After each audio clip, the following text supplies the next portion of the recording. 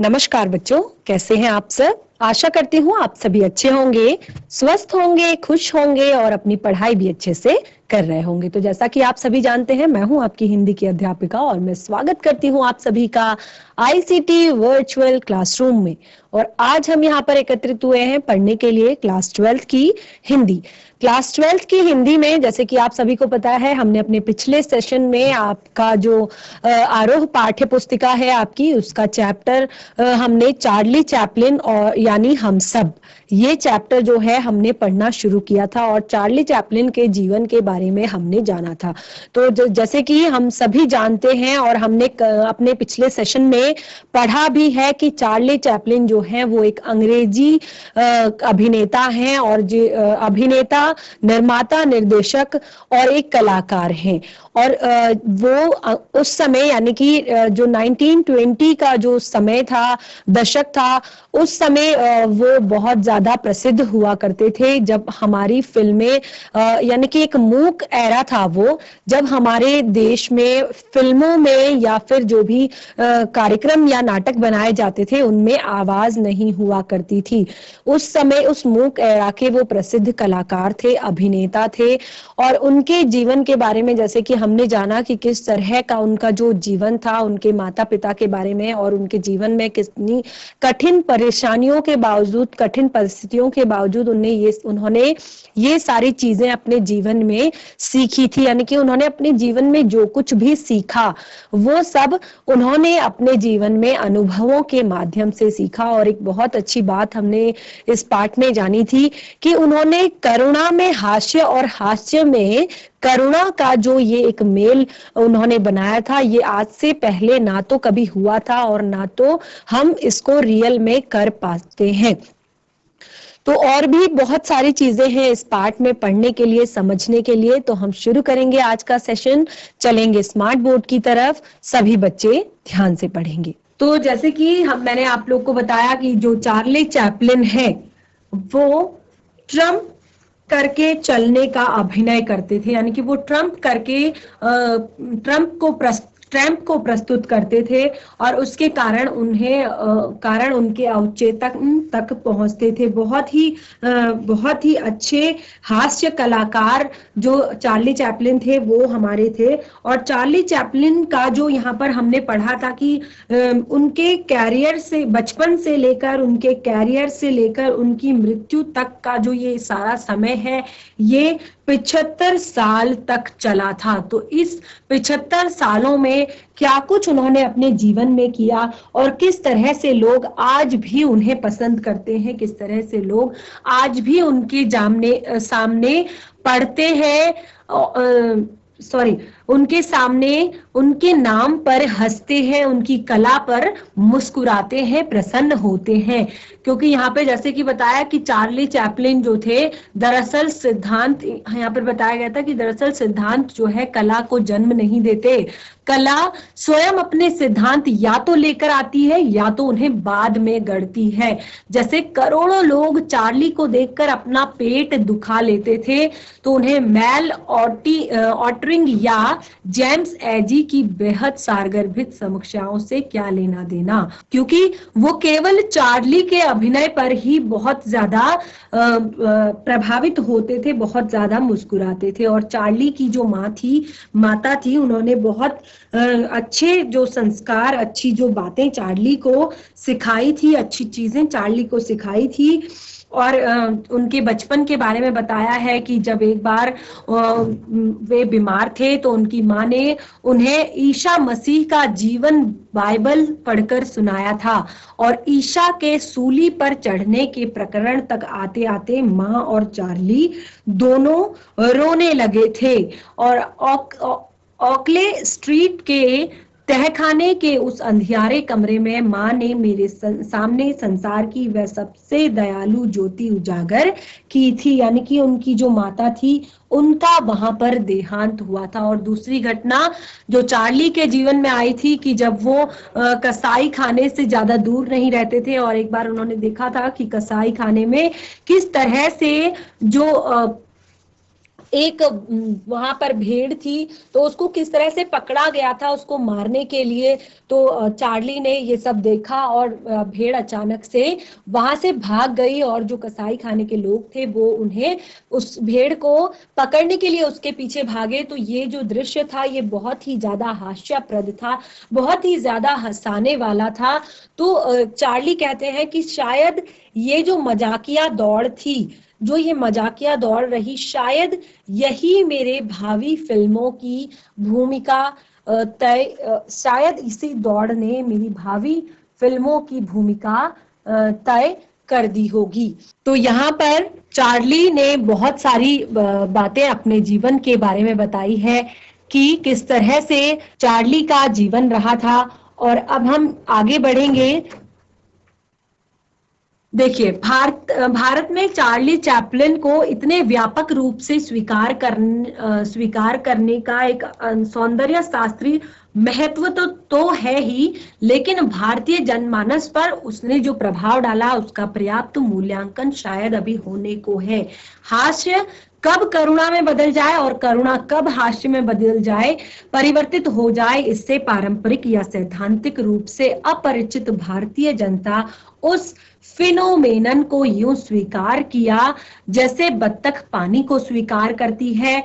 किसी विदेशी कला सिद्धांत को इतने स्वाभाविक रूप से पचाने से अलग ही प्रश्न खड़े होते हैं और अंशतः एक तरह की कला की सार्वजनिकता को ही रेखांकित करते हैं। देखिए, किसी भी समाज में गिने लोगों को, जैसे अमिताभ बच्चन या दिलीप कुमार कहकर ताना दिया जाता है, लेकिन किसी भी व्यक्ति को परिस्थितियों का औचित्य देकर चार्ली या जॉनी वॉकर कह दिया जाता है। यह स्वयं एक स्वीकारोक्ति है कि हमारे बीच नायक कम है, जबकि हर दूसरे व्यक्ति को कभी न कभी विदूषक समझता है। दरअसल मनुष्य स्वयं ईश्वर या नियति का विदूषक, क्लाउड, जोकर या साइडकिक है। यह अकारण नहीं है कि महात्मा गांधी से चार्ली चैपलिन का खासा पुट था और गांधी तथा नेहरू दोनों ने कभी चार्ली का सानिध्य चाहा था। चार्ली के नितांत अभारतीय सौंदर्य शास्त्र की इतनी व्यापक स्वीकृति देखकर राज कपूर ने भारतीय फिल्मों का एक सबसे ऐतिहासिक प्रयोग किया। आवारा सिर्फ द ट्रैम्प का शब्दानुवाद ही नहीं था, बल्कि चार्ली का भारतीयकरण ही था। चार्ली की भारत के लोगों में इतनी प्रसिद्धता देखकर, इतना ज्यादा चार्ली का भारत के लोगों में इतना ज्यादा प्रभाव देखकर राज कपूर ने भारत में भी चार्ली का जो फिल्म थी द ट्रैम्प, उसका हिंदी यानी कि भारतीयकरण किया, उसको हिंदी भाषा में बनाया और उस फिल्म का नाम रखा आवारा। और वह अच्छा ही था कि राज कपूर ने चैपलिन की नकल करने के आरोपों की परवाह न की। राज कपूर के आवारा और श्री 420 के पहले फिल्मी नायकों पर हंसने की और स्वयं नायकों के अपने पर हंसने की परंपरा नहीं थी। इन फिल्मों से पहले, ये जो दो फिल्में यहाँ पर आई थी, इन दो फिल्मों से पहले भारत का जो मूक सिनेमा जगत था उसमें ऐसी कोई भी फिल्म नहीं थी, ऐसी कोई भी मूवी नहीं थी कि जिसमें अभिनेता का यानी कि जो लोग हैं उनका अभिनेता पर हंसना और नायकों का स्वयं पर हंसना, नायकों पर हंसने यानी कि लोगों का नायकों पर हंसने की और नायकों की अपने आप पर हंसने की कोई परंपरा इससे पहले नहीं थी। 1953 से 1957, 1953 और 1957 के बीच जब चैपलिन अपनी गैर ट्रम्प नुमा अंतिम फिल्म बना रहे थे, तब राज कपूर चैपलिन का युवा अवतार ले रहे थे। फिर तो दिलीप कुमार बाबुल शबनम, कोहिनूर, लीडर, गोपी, देव आनंद जो है, 9-2-11, फंटूस, तीन देवियां, शम्मी कपूर, अमिताभ बच्चन, अमर अकबर, एंथनी तथा श्रीदेवी तक किसी न किसी रूप से चैपलिन का कर्ज स्वीकार कर चुके थे। तो इस तरह चैपलिन का जो प्रभाव था वो अब हमारे हिंदी सिनेमा जगत में दिखाई देने लगा था। बुढ़ापे में जब अर्जुन अपने दिवंगत मित्र कृष्ण की पत्नियों को डाकुओं से न बचा सके, हवा में तीर चलाते रहे, तो यह दृश्य करुण और हास्य उत्पादक दोनों ही था, किंतु महाभारत में सिर्फ उसकी त्रासद व्याख्या स्वीकार की गई है। आज फिल्मों में किसी नायक को झाड़ुओं से पीटता दिखाया जा सकता है, लेकिन हर बार हमें चार्ली की ही ऐसी फजीहतें याद आती हैं। चार्ली चैपलिन की आप देखेंगे, अभी आप ये सारी चीजें आपने कभी ना कभी तो जरूर इंटरनेट पे या फिर टीवी में चार्ली चैपलिन की ये जो मूवी है, फिल्में हैं, जो मूक फिल्में, जिस तरह से वो एक्ट किया करते थे और लोगों को हंसाया करते थे, जबकि वो बिना कुछ बोले केवल अपनी हरकतों से, अपने जो उनके एक्शन होते थे उन्हीं से केवल लोगों को हंसाया करते थे, लोगों को गुदगुदाया करते थे।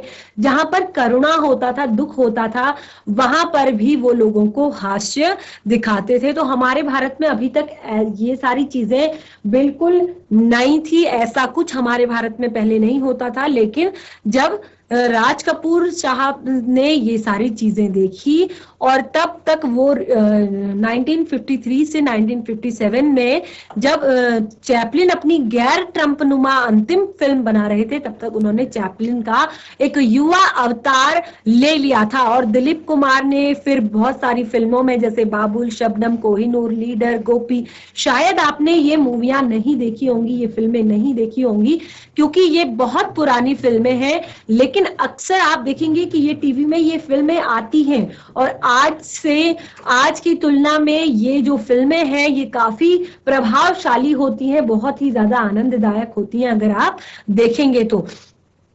और देव आनंद की 9-2-11, फंटूस, तीन देवियां, शम्मी कपूर साहब और अमिताभ बच्चन की अमर अकबर, एंथनी, श्रीदेवी तक किसी न किसी रूप में ये सब चैपलिन का कर्ज स्वीकार कर चुके थे, यानी कि उनके दिखाए गए रास्ते पर चलने लगे थे। और बुढ़ापे में जब अर्जुन अपने दिवंगत मित्र कृष्ण की पत्नियों को डाकुओं से न बचा सके, तो हवा में तीर चलाते रहे, यह दृश्य करुण है और हास्य उत्पादक दोनों, किंतु महाभारत में सिर्फ उसका त्रासद व्याख्या स्वीकार की गई है। आज फिल्मों में किसी नायक को झाड़ुओं से पीटना दिखाया जाता है, लेकिन हर बार हमें चार्ली की वो सारी फजीहतें याद आती हैं। चार्ली की अधिकांश फिल्में भाषा का इस्तेमाल नहीं करती थी, क्योंकि जैसे कि मैंने बताया ये 19वीं शताब्दी की बात थी कि जब 20वीं शताब्दी की बात थी कि हमारे देश में या बाहर के जो देश हैं वहां पर ज्यादातर क्या होता था कि उस समय इतना सवाक फिल्मों का, यानी कि बोलती फिल्मों का चलन नहीं था, मूक फिल्में ज्यादातर चला करती थी। तो यहाँ पर फिल्मों में अधिकांश रूप से जो चार्ली की फिल्में थी वहां पर अधिकांश फिल्मों में भाषा का इस्तेमाल नहीं था, इसीलिए उन्हें ज्यादा से ज्यादा मानवीय होना पड़ा। तो जैसे आपने आपकी क्लास 8 की बुक में पढ़ा होगा, पहली बोलती फिल्म आलम आरा, तो इस फिल्म में आप इस चैप्टर में आप सारी चीजें पढ़ चुके हैं कि किस तरह मूक फिल्में बनाई जाती थी, किस तरह सवाक फिल्मों का दौर शुरू हुआ। तो यहाँ पर पर बताया गया कि उस समय जब मूक फिल्में यानी कि साइलेंट एरा जब चल रहा था, साइलेंट मूवीज जब बना करती थी, तो उस समय क्या था कि अभी तो आप बोलकर लोगों को हंसा सकते हैं, कुछ भी बोलकर लोगों को इम्प्रेस कर सकते हैं, अपने डायलॉग से इम्प्रेस कर सकते हैं, अपने सॉन्ग से इम्प्रेस कर सकते हैं।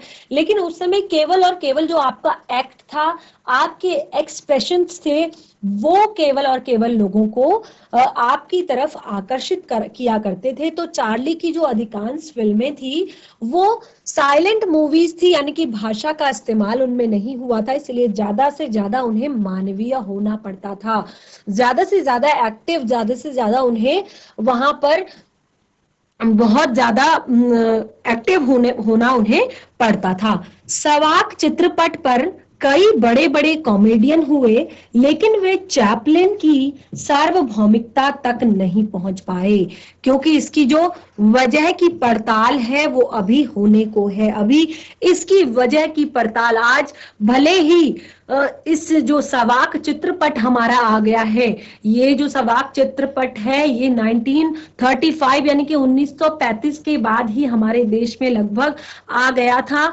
तो इस सवाक चित्रपट पर कई बड़े बड़े कॉमेडियन तब से लेकर अब तक हुए, लेकिन वो चैपलिन की सार्वभौमिकता तक नहीं पहुंच पाए हैं, और इस बात की पड़ताल अभी भी नहीं हो पाई है कि ऐसा क्यों है। चार्ली का चीर युवा होना या बच्चों जैसा दिखना एक विशेषता तो है ही, सबसे बड़ी विशेषता शायद यह है कि वे किसी भी संस्कृति को विदेशी नहीं लगते थे। आप चार्ली चैपलिन का फोटो भी अगर देखेंगे आपको बिल्कुल नहीं लगेगा कि कोई विदेशी व्यक्ति है वो, क्योंकि उनका हाव भाव, उनका स्वभाव, उनके जब वो एक्ट करते थे तो बिल्कुल ऐसा नहीं लगता था कि वो अंग्रेजी एक्टर है या अंग्रेजी में एक्टिंग कर रहे हैं। तो यहाँ पे बिल्कुल आप चार्ली को देखेंगे तो चार्ली का जो चीर युवा होना, चीर युवा यानी कि हमेशा यंग दिखना या बच्चों जैसा दिखना, क्योंकि उनकी कई बार ऐसी भी हरकतें होती थी अपने एक्ट में कि वो बहुत बच्चे सा व्यवहार करते थे, और इसकी विशेषता, ये उनकी विशेषता तो है ही, लेकिन सबसे बड़ी उनकी विशेषता ये है कि वो किसी भी संस्कृति को, यानी कि पूरे विश्व की किसी भी संस्कृति को वो विदेशी नहीं लगते थे। यानी कि जो भी उनके आसपास की चीजें, अड़ंगे, खलनायक, दुष्ट औरतें आदि रहते थे, वे एक सतत विदेश या परदेश बन जाते थे, और चैपलिन हम बन जाते थे।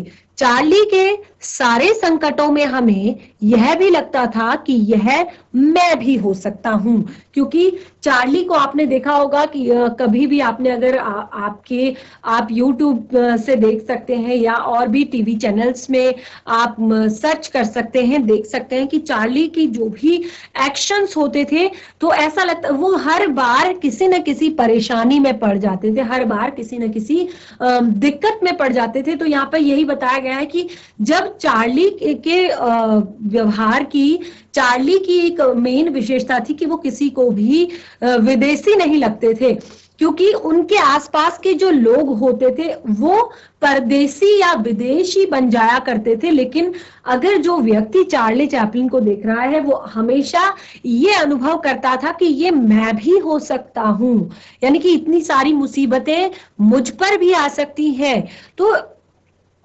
लेकिन मैं से ज्यादा चार्ली हमें हम लगते हैं। यह संभव है कि कुछ अर्थों में बस्टर कीटन चार्ली चैपलिन से बड़ी हास्य प्रतिभा हो, लेकिन कीटन हास्य का काफका है, जबकि चैपलिन प्रेमचंद्र के ज्यादा नजदीक है। एक होली का त्योहार छोड़ दें तो भारतीय परंपरा में व्यक्ति अपने घर पर हंसने, स्वयं को जानते बूझते हास्यास्पद बना डालने की परंपरा नहीं के बराबर है।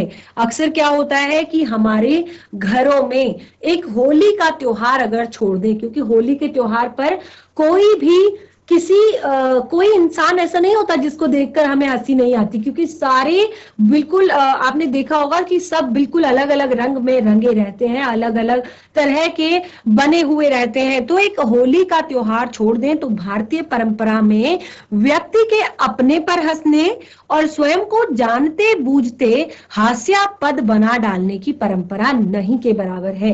कि कोई व्यक्ति अपने वो शाई हो जाएगा, वो शर्मा जाएगा, वो परेशान हो जाएगा, लेकिन वो कभी भी अपने आप पर नहीं हंसेगा। अगर ऐसी कोई परिस्थिति आ जाती है, कभी हमारे ऊपर कभी कोई ऐसी सिचुएशन आ जाती है तो हम बहुत ज्यादा शर्मा जाते हैं या घबरा जाते हैं या बहुत ज्यादा हमें गुस्सा आने लगता है, लेकिन कभी भी होली के त्योहार को छोड़कर कोई भी व्यक्ति ऐसा नहीं है कि जो स्वयं पे हंसा हो या जानबूझकर अपने आप को उसने हास्यास्पद बनाया हो, दूसरों के हंसने लायक बनाया हो। हम सबसे पहले बाहर जाते वक्त ये चीज देखते हैं कि हाँ, मैं कहीं से मजाकिया तो नहीं लग रहा हूं, कि लोग मुझे देख के हंसेंगे तो नहीं, या मेरी कोई ऐसी हरकत मजाकिया तो नहीं है, लोग इस पर हंस तो नहीं रहे होंगे। तो ये सारी चीजें हम सबसे पहले सोचते हैं।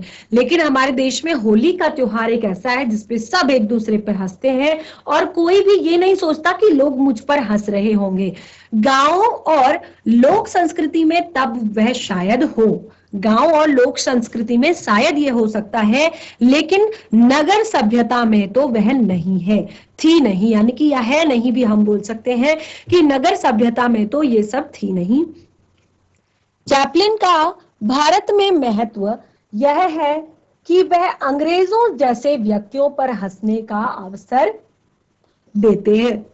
चार्ली स्वयं पर सबसे ज्यादा तब हंसता है जब वह स्वयं को गर्वोन्मत्त, आत्मविश्वास से लबरेज, सफलता, सभ्यता, संस्कृति तथा समृद्धि की प्रतिमूर्ति, दूसरों से शक्तिशाली तथा श्रेष्ठ, अपने वज्राधिपति, कठोराणी अथवा मृदुनी कुसुमादित क्षण में दिखलाता है। यानी कि चार्ली पर सबसे ज्यादा हंसी इस बात पर आती है, या सबसे ज्यादा हंसी हमें तब आती है कि जब हमें ऐसा लगता है कि वो ओवर कॉन्फिडेंस है। हाँ, आपने देखा होगा चार्ली के जब आप देखेंगे कोई भी एक्टिंग जब देखेंगे तो हर समय उन्हें यही लगता है कि वो बहुत ज्यादा आत्मविश्वास से भरे हुए हैं, या मैं सफल हो गया हूं, या मैं समृद्धि की प्रतिमूर्ति हूं, या दूसरों से शक्तिशाली हूं, और बहुत सारी चीजें।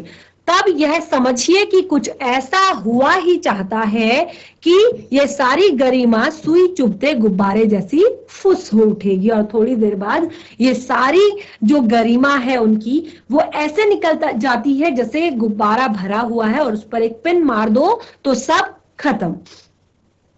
तो चार्ली चैपलिन की एक्टिंग को, उनके जीवन को आप जरूर देखें, बहुत सारी चीजें उनसे आपको सीखने को मिलेंगी अपने जीवन में। अपने जीवन के अधिकांश हिस्सों में हम चार्ली के टीली ही होते हैं, जिसके रोमांस हमेशा पंक्चर होते रहते हैं। हमारे महानतम क्षणों में कोई भी हमें चिढ़ाकर या लात मारकर भाग सकता है। अपने चरमतम शूरवीर क्षणों में हम कैलभ्य और पलायन के शिकार हो सकते हैं, कभी कभार लाचार होते हुए भी जीत सकते हैं। मूलतः हम सब चार्ली हैं, क्योंकि हम सुपरमैन नहीं हो सकते। सत्ता, शक्ति, बुद्धि, प्रेम और पैसे के चरम उत्कर्षों में जब हम आईना देखते हैं तो हमारा तो चेहरा चार्ली चार्ली हो जाता है। तो इस तरह हमारा जो ये चैप्टर है, जो ये पाठ है, ये हमारा यहाँ पर समाप्त होता है। इस पाठ से जुड़े हुए कुछ प्रश्न हमारे यहाँ पर दिए गए हैं, जैसे कि ये आपकी ही पाठ्य पुस्तिका से लिए गए प्रश्न हैं। तो इन प्रश्नों को हम देखेंगे। हम इस चैप्टर को बहुत अच्छे से पढ़ चुके हैं। चार्ली चैपलिन के जीवन के बारे में हमने बहुत सारी चीजें जानी, बहुत सारी चीजें सीखी। तो यहाँ पे हम प्रश्नों को पढ़ेंगे। पहला प्रश्न आपके पाठ से ही लिया गया है, तो पहले प्रश्न में आपको यहाँ पर बताया गया है कि लेखक ने ऐसा क्यों कहा है कि अभी चैपलिन पर करीब 50 वर्षों तक काफी कुछ कहा जाएगा। तो यहाँ पर जब हमने चैप्टर पढ़ा तो हमने चार्ली चैपलिन के बारे में एक मेन चीज पढ़ी कि लेखक ने हमें बताया कि अगर हम चार्ली के बारे में मतलब अगले जो 50 वर्ष है इनमें काफी कुछ कहा जाएगा। तो ऐसा क्यों कहा होगा? क्योंकि आप जब चार्ली को देखते हैं, जैसे कि हमने इस पाठ में बताया है कि चार्ली क्या हर समय एक उनका एक अलग ही व्यवहार है, कहें तो सबसे अलग उनका व्यवहार है कि जब वो करुणा में भी हास्य लेकर आते हैं, यानी कि व्यक्ति दुखी भी है तो वहां पर भी वो उसको आनंद आ जाएगा। और भी चीजें बहुत सारी इस पाठ में चार्ली के बारे में बताई गई हैं, जिससे हमें लगता है कि चार्ली जितने प्रसिद्ध आज के समय में यानी कि तब के समय में थे, तो उससे चार्ली अगले कुछ सालों तक यानी कि 50 वर्षों तक काफी कुछ उनके बारे में लोग कह सकते हैं। अगला प्रश्न है, चैपलिन ने सिर्फ एक फिल्म कला को चैपलिन ने न सिर्फ फिल्म कला को लोकतांत्रिक बनाया बल्कि दर्शक वर्गों तथा वर्ण व्यवस्था को तोड़ा। ये आपने पाठ की एक पंक्ति पढ़ी है कि चैपलिन ने न सिर्फ फिल्म कला को लोकतांत्रिक बनाया बल्कि दर्शक वर्ग जो दर्शक वर्ग था और वर्ण व्यवस्था थी इस को तोड़ा। तो इस पंक्ति में लोकतांत्रिक बनाने से और वर्ण व्यवस्था तोड़ने से क्या अभिप्राय है? बहुत ही प्यारा प्रश्न है और आगे इसमें और भी पूछा गया है कि यहाँ पर आप इससे कितना सहमत हैं। तो देखिए चार्ली जो है सबसे पहले यहाँ पर आपको बताया गया है कि चार्ली जो है जो अंग्रेजी कलाकार है, अंग्रेजी अभिनेता है। तो अंग्रेजी अभिनेता उस समय जैसे कि मैंने आपको बताया मूक फिल्में चलती थी और मूक फिल्मों में क्या होता था कि वॉइस नहीं होती थी, आवाज नहीं होती थी। तो यहाँ पर उन्होंने बताया कि चैपलिन की फिल्मों ने कला को लोकतांत्रिक बनाया। तो अगर अंग्रेजी फिल्म थी तो सिर्फ अंग्रेजों को ही देखना था, यानी कि वो बाहर के देशों में ही चलती, लेकिन ऐसा नहीं है। चार्ली चैपलिन की जो फिल्में थी वो पूरे विश्व प्रसिद्ध हुई, खास तौर पर हमारे भारत में प्रसिद्ध हुई।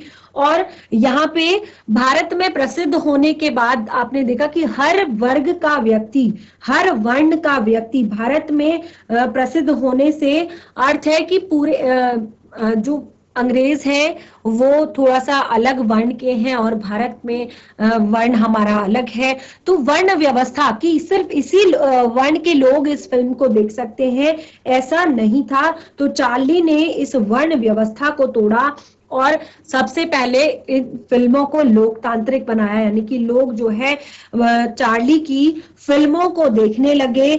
और बहुत सारी बातें, मुख्य बातें, जैसे कि यहाँ पर उनकी फिल्मों को जो फिल्मों के जो दर्शक थे वो क्या थे?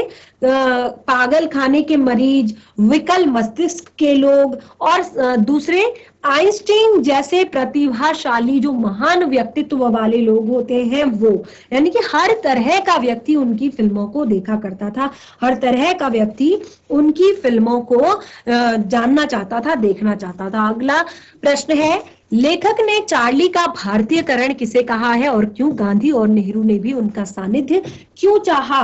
देखिए लेखक के अनुसार यहाँ पर चार्ली जो है वो भारतीय जनमानस की स्वीकृति के कारण ही क्या हुआ कि जब चार्ली को स्वीकार किया गया भारत में, उसी के कारण राज कपूर साहब ने आवारा फिल्म बनाई और ये जो चार्ली का द ट्रैम्प जो मूवी थी उसी की तरह बिल्कुल बनाया गया। और श्री 420 फिल्मों से ही आवारा और श्री 420 फिल्मों से ही लोगों ने नायकों पर हंसना और नायकों ने स्वयं पर हंसना सीखा, क्योंकि इससे पहले ये परंपरा नहीं थी।